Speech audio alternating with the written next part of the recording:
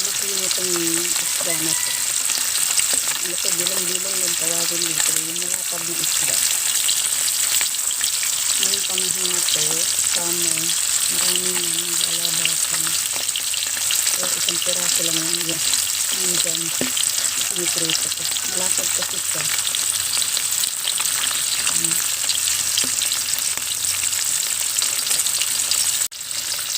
Pagdagan ko nito.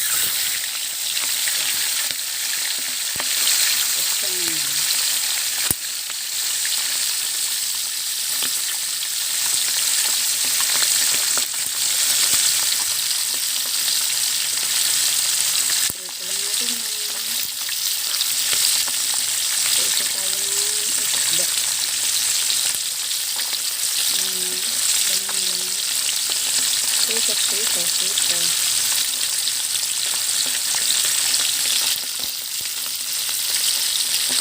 Dilang-dilang ang tawag dito nito.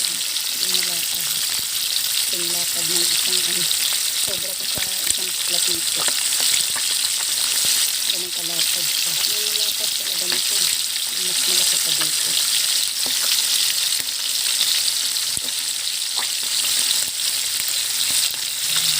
Buti hindi na plastic. Ito, piniprito ko. Isda.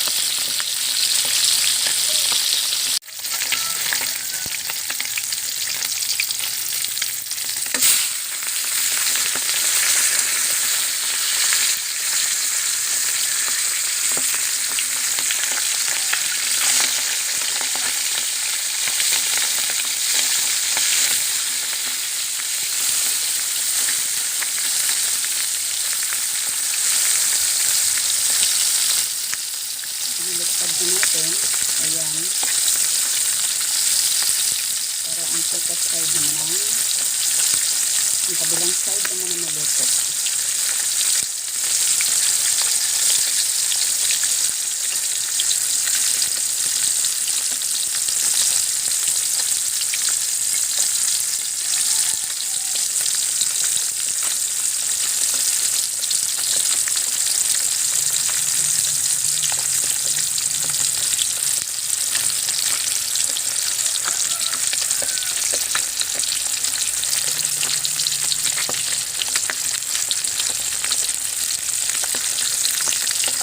Sarap din itong isda na ito.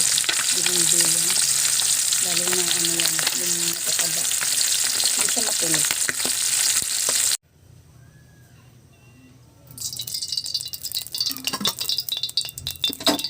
Lagay tayo ng konting mantika.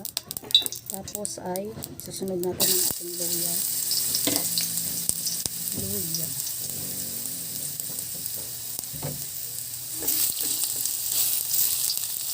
Tapos ay isunod natin ang ating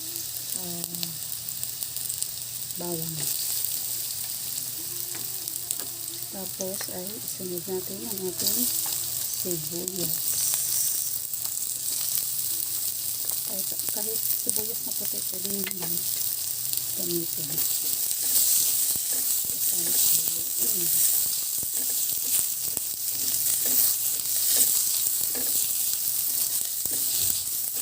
Nagluluto nga tala ako ng sarsyadong isda. Kunti lang yung mantika ko din namin.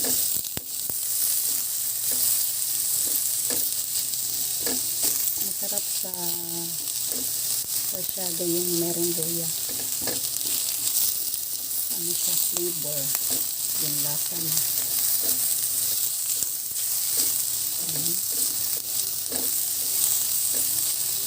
Tapos ay pwede na natin ilagay ang ating kamatis na hiniwa-hiwa natin kanina.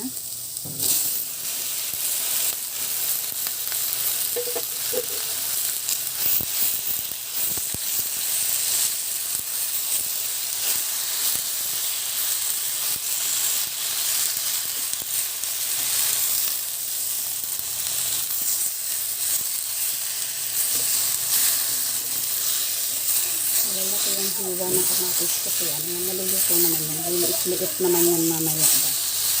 Yan. So, yan. Continue lang natin hanggang maluto yung ating kamatis. Siyempre pala, lalagyan natin ng asin. At yung pampalasa na ginagamit natin.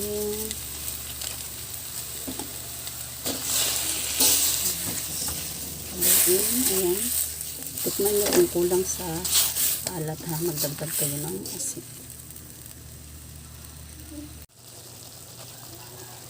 Ayan medyo naluluto-luto na siya. Yung nagsasabaw na siya. Ako pag nagigisa ako ng kamatis, hindi ako naglalagay ng tubig. Yung sariling sabaw niya, yung sariling katas niya ang ating palalabasin. Lalabas naman yan. Ayan. Diba? Tapos nga pala ay maglalagay din tayo ng saan ba yun? Yung ating saka ba nalagay yung aking pamintang durog. Pamintang powder. Yung powder na paminta. Lagyan natin. Lagyan nyo ng pamintang siya, powder. Yan.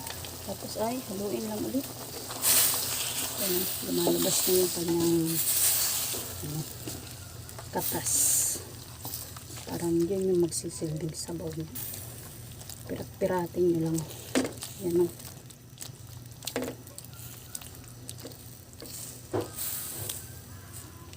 Yan, kaya lang natin kumulo. Pwede nyo naman takpan. Kung gusto nyo.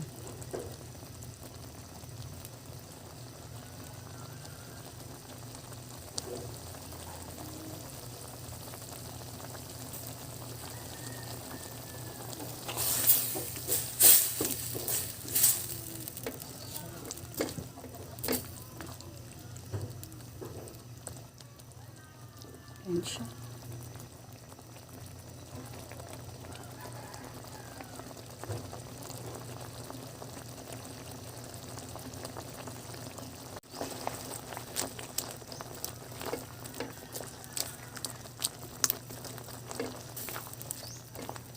Ayan na naluto na yung ating kamatis.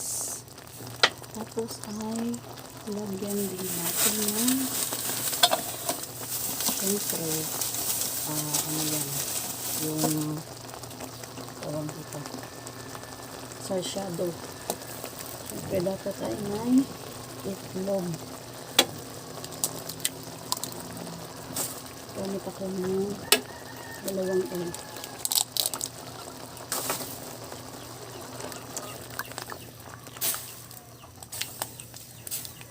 Yan siya. Tikman nyo kung kulang sa alat ha. Dagdagan nyo ng asin kung kulang sa alat o kaya ay kung ano yung pampaalat nyo dyan na ginagamit.